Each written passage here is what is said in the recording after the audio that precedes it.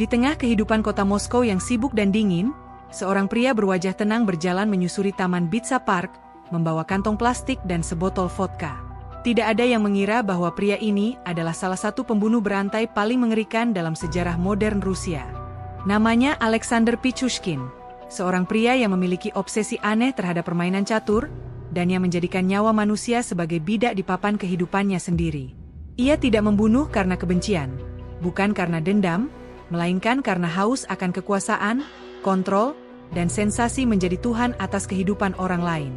Pichushkin tumbuh sebagai anak yang pendiam dan cerdas, tetapi kehidupannya berubah drastis setelah kecelakaan di masa kecil yang membuat bagian depan otaknya mengalami cedera.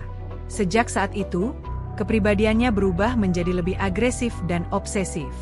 Ia dikenal gemar bermain catur, dan dalam pikirannya yang rusak, setiap pembunuhan yang ia lakukan akan menandai satu kotak di papan catur raksasa yang ia simpan di rumahnya.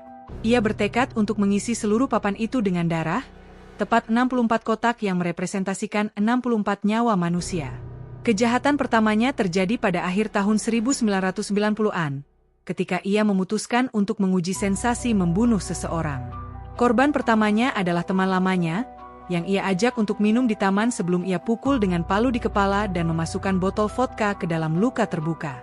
Pichushkin merasakan sesuatu yang membuatnya ketagihan, bukan hanya kekuasaan, tetapi juga rasa damai yang aneh setelah melihat seseorang menghembuskan napas terakhir di tangannya. Itu adalah awal dari rangkaian pembunuhan yang akan membuat dunia terkejut. Sejak itu, Bitsa Park di Moskow berubah menjadi ladang kematian. Setiap minggu, satu persatu orang hilang. Kebanyakan adalah tunawisma, pecandu alkohol, atau orang tua yang hidup sendirian. Mereka semua diajak oleh Pichushkin untuk minum bersama, lalu dipukul dengan benda tumpul di kepala sebelum tubuh mereka dibuang ke selokan atau ditimbun di semak-semak. Kadang ia tidak puas hanya membunuh. Ia akan berbicara pada tubuh korbannya setelah mati, seolah sedang mengobrol dengan bidak catur yang baru saja dikorbankan. Pichushkin tidak pernah berusaha menyembunyikan kejahatannya dengan sempurna, karena ia menganggap dirinya tak akan tertangkap. Ia mulai meninggalkan tanda-tanda aneh di tempat kejadian, seperti susunan benda yang melambangkan strategi catur. Ia memperlakukan setiap pembunuhan seperti permainan intelektual melawan polisi. Ia bahkan menulis dalam jurnal pribadinya bahwa pembunuhan adalah bentuk seni tertinggi yang hanya bisa dimengerti oleh orang jenius.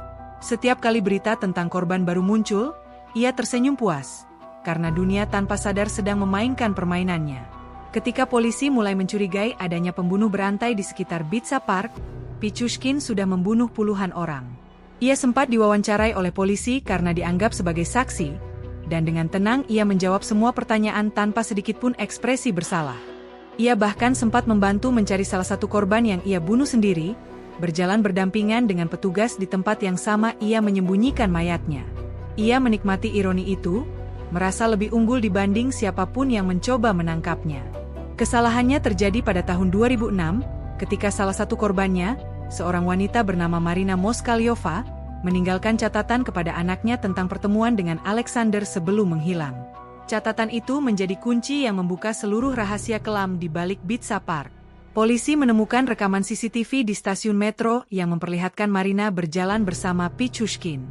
Dari sana, penyelidikan mengarah langsung kepadanya, dan ketika rumahnya digeledah, mereka menemukan bukti tak terbantahkan, papan catur dengan 61 kotak yang sudah terisi tanda korban.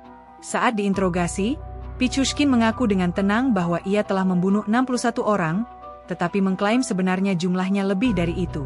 Ia mengatakan bahwa membunuh memberinya rasa hidup yang sesungguhnya, dan bahwa tanpa darah, dunia ini terasa membosankan.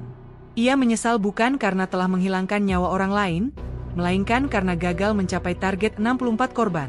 Satu untuk setiap kotak catur. Dalam kata-katanya yang dingin, tidak ada penyesalan, hanya kekecewaan karena permainan hidupnya belum lengkap. Pada tahun 2007, pengadilan Rusia menjatuhkan hukuman penjara seumur hidup kepada Alexander Pichushkin. Ia ditempatkan dalam sel isolasi dengan pengawasan ketat, tanpa kemungkinan pembebasan bersyarat. Meski begitu, hingga kini, banyak pihak percaya bahwa jumlah korbannya jauh lebih banyak daripada yang tercatat resmi. Bitsa Park kini dikenal bukan sebagai taman biasa, melainkan sebagai simbol keheningan yang menyimpan jeritan tak terdengar dari puluhan jiwa yang lenyap. Kisah Alexander Pichushkin menjadi pengingat bahwa tidak semua monster bersembunyi di bayang-bayang malam.